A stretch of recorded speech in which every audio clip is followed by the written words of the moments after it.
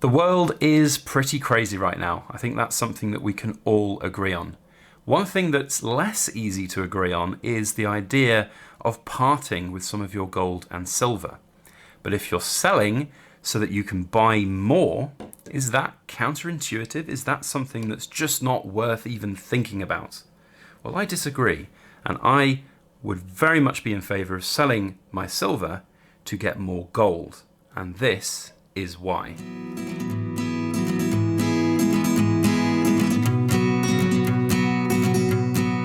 Hello everybody, Backyard Bullion here, and a warm welcome to you all joining me for another precious metal ramble. Now, over the last few years, we've certainly seen some ups and downs for gold and silver, and that has in turn brought a lot of questions for me as a stacker, and I've been asked this question an awful lot as well. What are you going to do with your gold and silver? When is the right time to sell? There is no doubt that some of the items within my stack could be sold for quite a tidy profit right now. But I would counter that by saying the crazy times that we live in are just indicative of the fact that this stuff here is something that is better maybe to hold for the future. But there's definitely arguments for both sides. So today I want to do a little bit of that devil's advocate about maybe now is the time to part with some of your silver or some of your gold. There are certainly bigger picture issues to factor in, and we'll factor those in as well as we go throughout the video. So please do feel free to comment with your thoughts and opinions down in that comment section below. Otherwise, let's crack on and have a good old chat about selling. Now, I am very much in favor of making money on any investment that you have, whether it's gold or silver. And if you're just in the camp that does not ever want to part with any of your gold and silver, that's fine too. And there's definitely a strategy to be had in that. But for me, when I certainly got started into gold and silver, it was very much a buy at a certain price and then wait for either spot or the prices of those particular items I bought to go up and then sell them and make that profit. However, my way of thinking has certainly evolved and changed over the last, 2.5 to 3 years in particular, but generally over the last 6 years of when I got started. I do genuinely now feel that gold and silver ownership is one thing that will be very beneficial to have at least some of in that long term. Now, quite how much is down to everybody's own personal tastes and their, of course, budgets. But generally speaking right now, there are items within my stack that I could sell and make quite a tidy profit on. But then I look at the world around me and I think, well, what is that cash going to do? What is that fiat money going to do? And whilst undoubtedly there are maybe arguments that gold and silver are not a great relative investment in that short term, you could have way more gains potentially on other markets. However, definitely diversifying and having some in your stack is really important. So for me, right now, I'm in that quandary where if I wanted to buy some more gold, I could theoretically sell some gold at a profit and then buy it, but then it's kind of net zeroing. The only benefit for me for selling some gold right now, as I'm still a buyer of gold, is that I would be able to get some of the newer edition type pieces like these 2023 Britannias without having to pay brand new gold prices and having that outlay come out. If I sell a 1 ounce gold Britannia that I bought 6 years ago and I bought it for £1,000, if I sell it for 1,500 and then buy a brand new coin for 1,550, it's essentially like buying this brand new coin for 1,050. It's very interesting how the human mind works in terms of actual sort of accounting and how we justify those types of things. But, there is definitely potential to look to sell. So if you are still a continual buyer of gold and silver, is it even worth thinking about selling any of your stack? And I definitely do think so. I've talked in the past about selling, on private social media and through second-hand markets to get your seller reputation started. But of course, with gold, there's always very difficult avenues to get that gold sold. You have to do a lot of hard work to find the buyers, and then there's the risk of sending it in the post, etc. So perhaps it's not even worth it. And I definitely do think that gold is one of those things that I don't like selling. I don't want to sell. Silver, on the other hand, I'm quite happy when the time is right to look to sell it, but that is only contingent on the idea of using the money that it comes in from it to buy something that's yellow and shiny. For those silver bugs out there, I'm afraid it really is just a case that silver is gold in waiting for me. It's running second fiddle in my stack, and it kind of always will be, to be quite frank.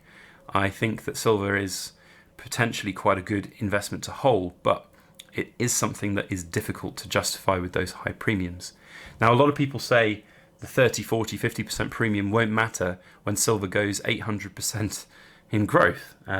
Well, we've seen global pandemics, we've seen wars, we've seen inflation, we've seen cost of living increase rises, and many more woes potentially to come into the future. And oh look, gold and silver are not skyrocketing. I've said it countless times before. I'll say it again. It's just not going to happen anytime soon. And if it does, there are bigger problems in this world than the cost of gold and silver going up. So for me, it's not necessarily about waiting for those 800 percentage points rises. It's about having something that's different, having something that's diversified from money in the bank, stocks and shares, which are all just numbers on a screen. This stuff really does speak to me as a collector as well, and it helps with my spending. I mean, that might sound like a strange thing, but when you have saving goals because you want to get the next roll mint release, or you want to have another kilo of silver or something put into your stack, it really does help with those saving goals.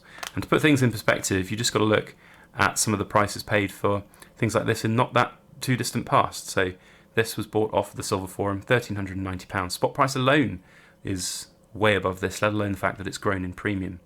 Now, premium gold is the only thing that I would potentially look to sell right now. If there was an opportunity to sell something which is less liquid, then I would take that, and I would hopefully then be able to put, as I said with the silver sales, put that money back into some other gold. So if I'm a buyer of gold and a buyer of silver still, when do I stop? Is there a stopping point? And I do find this a really interesting one, because it kind of harks to the people who will say they'll never sell their silver. And I'm kind of in that same category, in that I'm continuing to buy precious metals each year and adding extra weight to the stack, but I am also parting with some of them along the way. But if I'm still buying, when do I consider job done?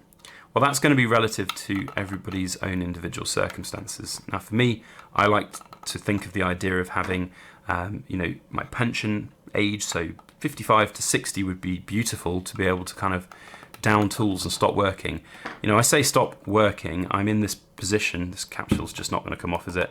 I'm in this position where I'm doing what I do right now as a job, making videos here on YouTube and pouring silver.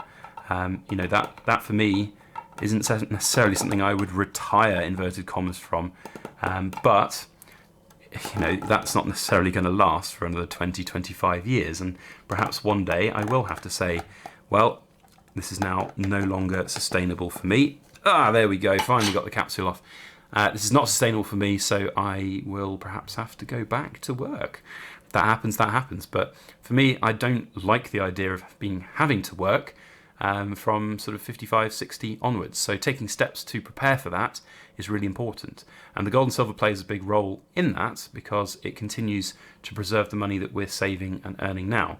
A lot of people think that you're at your most potential when you're 55 to 65. Because you're at the back end of your career, you're earning the most money. But for me, I'm in my mid-30s and I'm already starting to feel like I want to enjoy life. I don't want to have to work till I'm 65. There's a lot of things out there in this world that I would like to actually enjoy when I get to that point in life. So being able to put the energy and effort into things that we do now, and save that money and preserve that money, is better.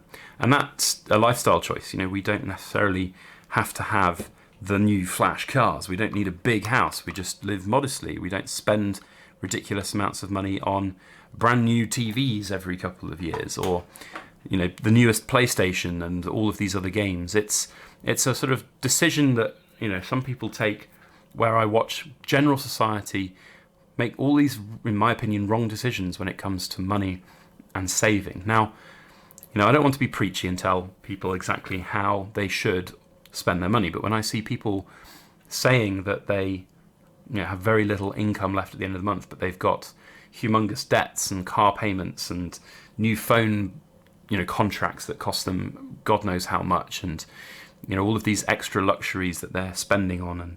And I've seen it before in workplaces. You come in payday and everyone's happy. The day after payday, everybody's not happy because they've run out of money. Now, I'm not saying that it's not hard for everybody out there. That's not what I'm going for. But the point here is that there is decisions that everybody can make that help them save that extra bit of cash. And that's what I do in terms of my gold and silver. So continuing to buy is definitely for me. I don't have regrets in buying some of the gold and silver that I've got at higher prices. But at the same time, I do always keep an eye on when the best time might be to get out of certain things. Now, in terms of my actual strategies, what I'm doing with some of these items, it's very much a case of holding. So these premium silvers that we've got here, undoubtedly could sell them for a profit right now. But I am accumulating a certain amount of gold and silver each month to add to that long-term pension stack so that when I get to 55 to 65 at the other end of my life, I will be able to have this little trickle of income if I so need it to protect that wealth.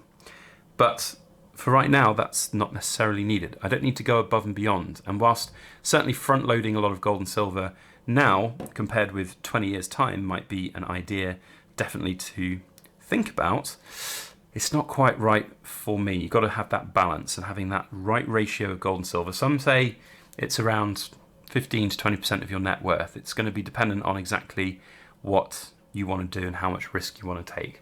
But for me, it's just about holding the right kind of things for that long period of time.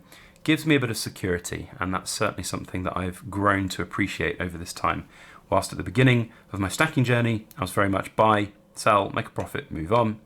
I now have this attachment to this stuff, which is, I think, quite cathartic. It's just like, yeah, okay. I feel good about the world now that I have some ounces of gold readily available if things really were to go pear-shaped. So, I mean, that's a lot of really interesting information. I hope that you've gleaned some insights from. I'd love to hear from you down in the comment section about your own circumstances when it comes to long-term stack planning, long-term purchases of gold and silver, or even shorter-term flipping of coins. I'd love to hear what you've got to say, so please feel free to comment down below. Thank you one and all to my BYB Rambling Society members who've watched the 12th minute of my video. I really do appreciate your viewership. Thank you as well for listening to the croaky voice. It's starting to get better, certainly better than last week. I've not had to splutter and cough through this video, and hopefully on Friday we'll actually show a really stunning and award-winning coin, which I was meant to show last week, but we'll have it on Friday. It's going to be a good one. So that's it from me. A big thank you to you all for watching. We'll see you on the next video, and as always, please make sure that you like, share, comment, and subscribe for more.